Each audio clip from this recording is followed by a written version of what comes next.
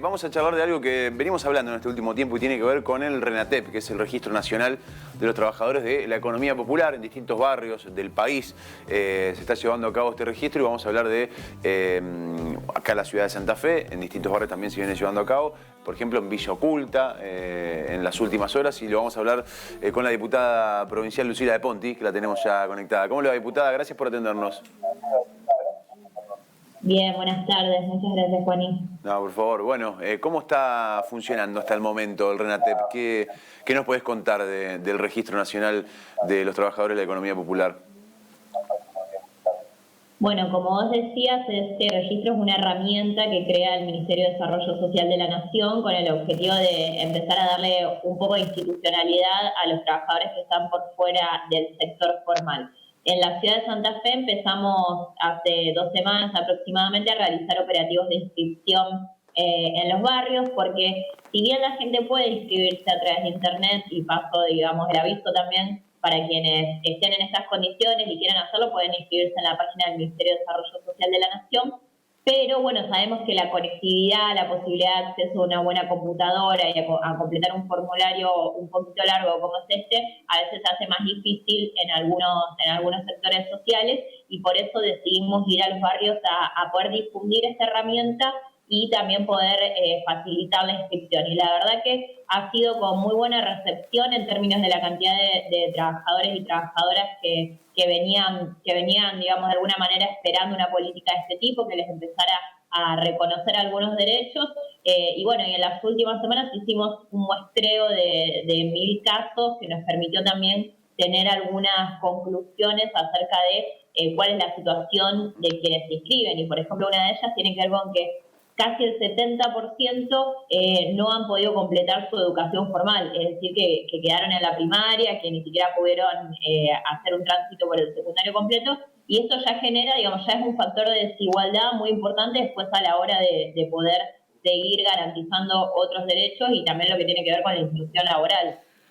Qué difícil poner dentro del radar muchas veces. De hecho, lo vimos, por ejemplo, con la implementación del IFE, cuando, según las características que tenía el programa del ingreso familiar de emergencia, el gobierno estimaba 4 millones, 4,5, terminan siendo 9 que calificaban según los propios requisitos, con lo cual, digo, qué interesante empezar a tener un registro real y poder decir, ok, veamos cuál es el panorama que tenemos para empezar después a bajar políticas de Estado, no solamente de desarrollo social en general, pero digo, qué importante para el Estado poder tener un registro real, fehaciente, ¿no?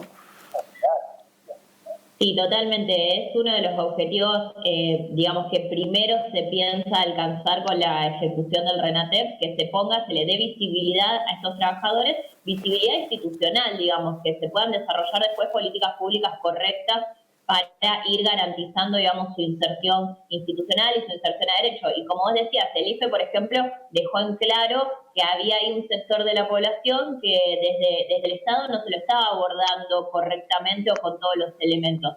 Y nosotros sabemos, por ejemplo, que en la provincia de Santa Fe hay un potencial universo de personas, de más de 400.000 personas que podrían inscribirse en el RENATEP para después, digamos, acceder a los beneficios y las políticas que eso genera.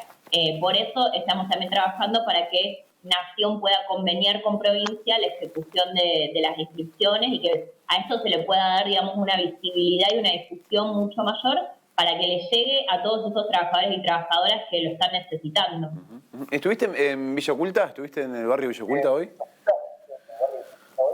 Sí, estuve en Villa Oculta, estuve acompañando el operativo de inscripción del día de hoy, se acercó realmente mucha gente con todas las medidas de distanciamiento, todas las medidas de higiene sanitaria necesarias para, bueno, no contribuir, digamos, a la circulación del coronavirus, pero sí vino mucha gente a consultar, a inscribirse también, y bueno, y para quienes quieran acercarse, les cuento que también el día de mañana se va a realizar un operativo de inscripción en el barrio Santa Rosa de Lima, y el día sábado en la feria que se realiza en Blasparera y Gorriti. Así que ahí también pueden seguir acercándose. Y la verdad que el día de hoy fue muy interesante poder participar del operativo de inscripción, porque de alguna manera uno puede vivir en carne propia y conversar con estos vecinos, claro, con estos trabajadores y saber cuáles son sus condiciones, sus circunstancias, y la verdad que sabemos que estamos en una situación social económica muy complicada. Te iba a preguntar eso, me imagino que te deben quedar varios casos testigos de vecinos que se acercan, que se cuentan su situación.